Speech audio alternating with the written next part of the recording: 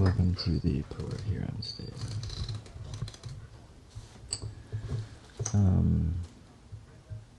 What I want to do is I want to talk about gaslighting.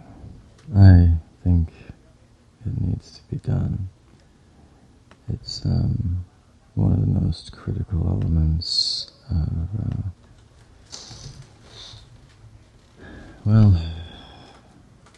social control at large.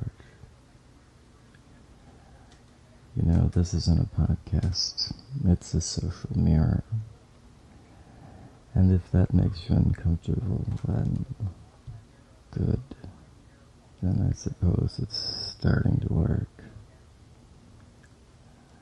When I talk about gaslighting, I'm not talking about the buzzword or the tool for virtue signaling, but I'm talking about real gaslighting, the strategic discrediting of truth, the inversion of perception, and the long-game psychological warfare being waged against individuals, families, civilizations, and within families and civilizations and institutions.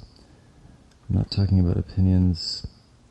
What I'm talking about is the distortion of reality as a political or spiritual or social weapon. You know the game. If it brings something up that's truly real, perhaps violence or abuse, surveillance, maybe even weird AI shit, and it's dismissed. This could be by family or by any number of mechanisms. And locally, the volume of what we could call weird shit is enormous, and the reasons for that are many. But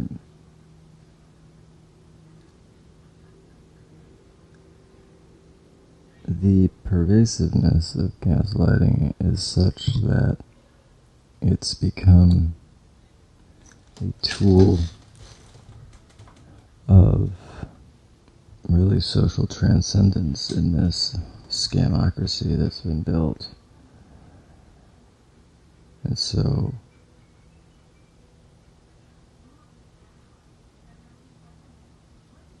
it's just so pervasive. And it's been so normalized, but it's so insidious. If you really know what I'm talking about, the dismissal of reality, especially undeniable reality that may be vulnerable to discreditation or dismissal, but nevertheless is still very real, well then you're probably like the one who sees smoke from a burning building and gets told that there's no fire. You're confused, you know, as the screams get louder.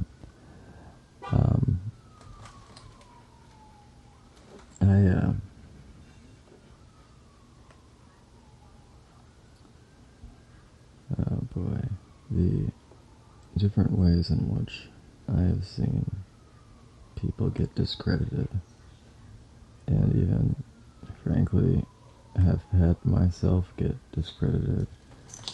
And it's exhausting because, depending on the context, there can be no way to win, but it doesn't change the fact that you're right, and we have to start creating a society that doesn't allow the gaslighting to continue to smother the reality of what's actually going on. Here's a monologue. You don't realize at first. That's the thing about gaslighting. It's not a hurricane, loud, destructive, and obvious. It's slow. It's the sound of your own breath whispering, telling yourself that you're probably overreacting. And that's the thing too, is that in most of these scenarios, 'cause, because in each individual instance, You can just be above it, it's beneath you, but the totality is oppressive. Because every little gaslight ultimately enables the big gaslights. In the sense that by creating that precedence of discrediting your reality when it doesn't matter, makes it easier to do so when it really does.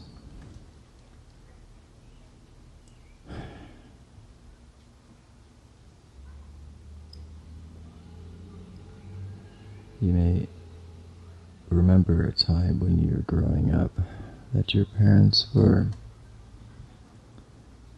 very monolithic in your life, guardians of, well, truth, or at least punishments, and revealers of reality in some ways. But what happens when their love comes wrapped in conditions? And this isn't just parents, but also pastors and even sometimes teachers and other relatives.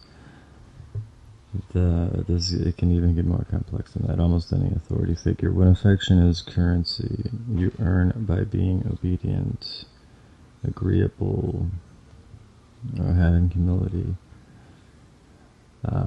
That didn't happen, they say, when you bring up whatever it is that's inconvenient. You're too sensitive, it was just a joke. These are typical means of excusing it. Also, the moralization. Honor your father, your mother, or this can be anything, any type of justification which is dismissive of reality.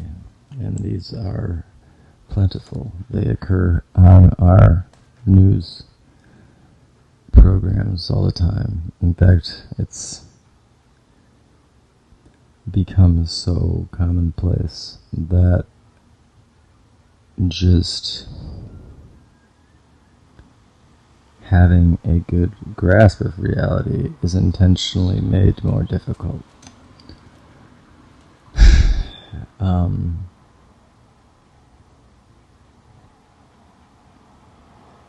So yeah, essentially what ends up happening is people are forced to rewrite their own past over and over again to suit whatever authority is in that moment being imposed upon them.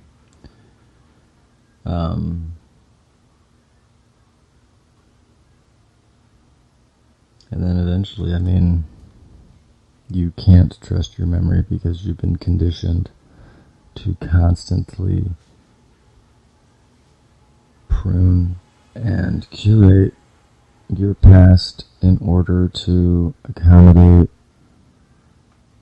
the imposition that is associated with the denial of your reality. And this compiled over and over again into communities allows mass and massive injustices. And gaslighting is part and parcel with just an utter lack of empathy, and really needs to be recognized for what it is. When people utilize gaslighting, they're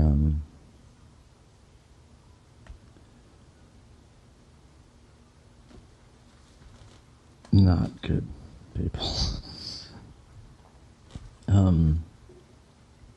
Let's go through a couple of the common patterns or features.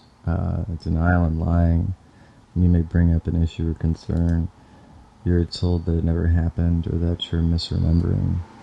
A religious leader might deny making a statement that you clearly heard, making you doubt your own memory. Trivializing your feelings and experiences are minimized or dismissed. You might be told your concerns are not important or that you're overreacting. Institutions may label your valid concerns as trivial or unimportant. It's stuff like marginalizing, even unionization by saying, like, we'll always provide, that's a gaslight. By saying that, why do you need to unionize? That's a gaslight. By an institution, for example, it's non-religious. Withholding information. Important information is kept from you, making it difficult for you to make informed decisions. This can be in institutional, familial, or academic settings. This may look like policies or decisions being made without transparency. It also is often cloaked in helping you, like HIPAA. Oh, we can't do that for you because of HIPAA. HIPAA is supposed to protect your right to privacy, and you have a right to violate your HIPAA rights, and like they don't. Does that make sense? So if you are being inconvenienced by HIPAA, that's a gaslight, pretty much.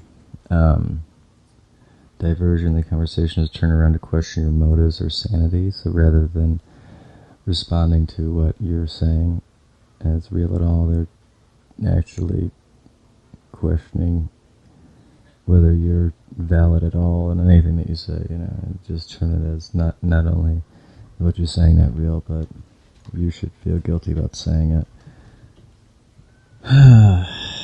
Yeah, especially when it comes with accusations, disloyalty, unfaithfulness, mentally unstable, demonic possession, influence, oppression.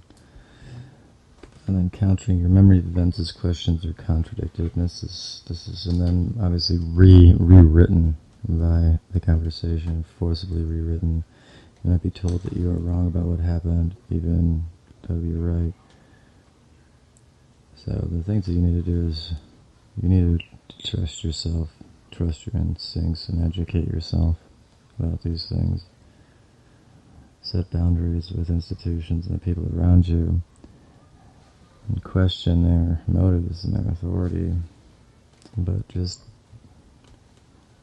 demand better.